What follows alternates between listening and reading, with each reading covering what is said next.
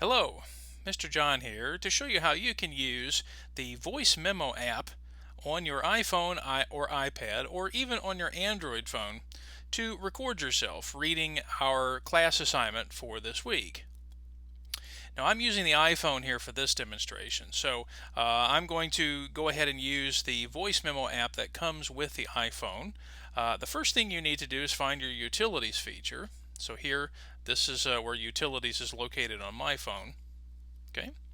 And then the program we're going to use is just a simple voice memo recording program. And again, you probably have something similar to this on your Android device as well. So we found the voice memo app. Okay.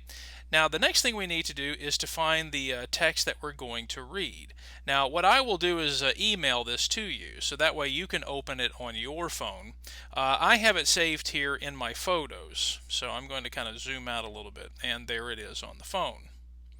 Now, of course, you can turn the phone into portrait mode if you want to be able to see it a little bit easier. But for the purpose of the video, I'm going to leave it in this orientation. But again, you can zoom in if you're going to use it on your phone. But there's the text that we're going to read. Okay. Now, once again, I'm going to move the screen about halfway here so that way you can see all the apps. So to return to the Voice Memo app, all I have to do now is to click on the red button. And now the app is starting to record. So you see my voice there? Now, when I minimize the Voice Memo app, it is still recording. So if you notice in the upper right left-hand corner, you see the red around the number 441 there. So that means that the app is recording.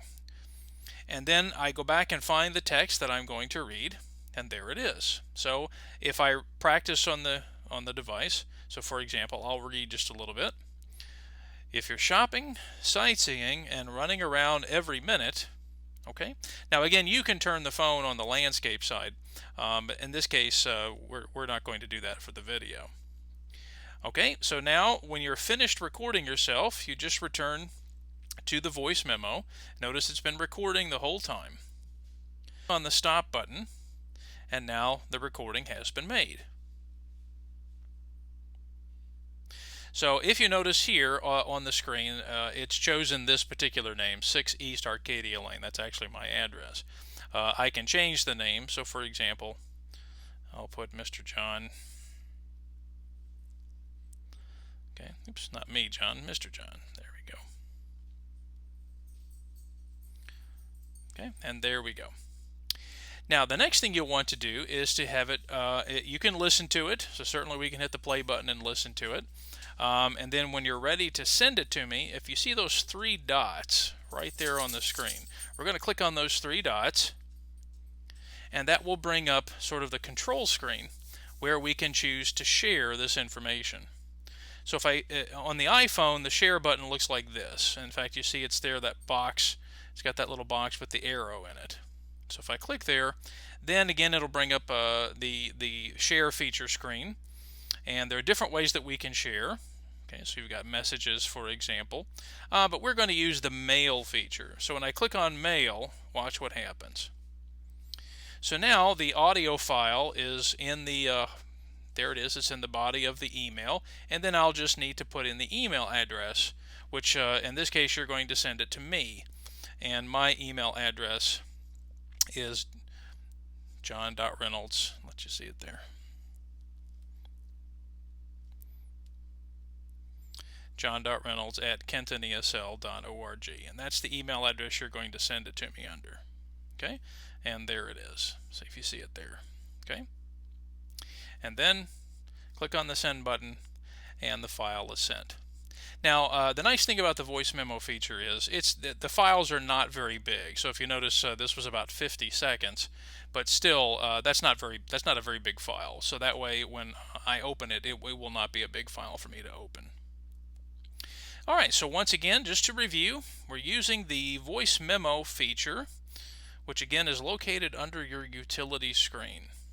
So you click on the voice memo, you find the text that you're going to read. And again, you can find that maybe in your email. So again, I'll send that to you in your email. I have it here in my photos. And then from there, you can switch and use the memo feature to record.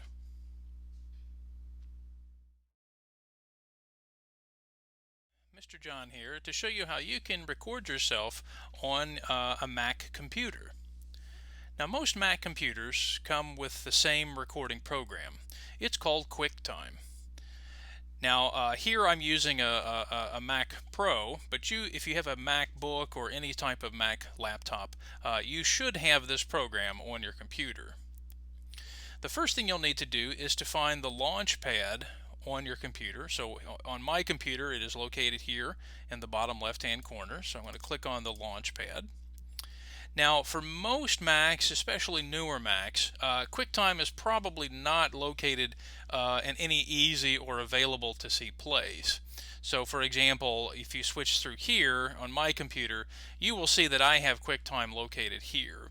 But if you can't find it, you might want to check under the other screen. So the other screen might have QuickTime listed here as located as another utility for the Mac. But again, I already have it pulled out here because I'm using it a lot in my recording here. Now, in talking about how to use QuickTime, it's actually very easy. Up here in the left-hand corner, it says QuickTime Player, and then I choose whichever particular feature I want. So, for example, we might want to do the audio recording. So if I click on the audio recording, you will notice that it's already recording because I'm recording this video using QuickTime.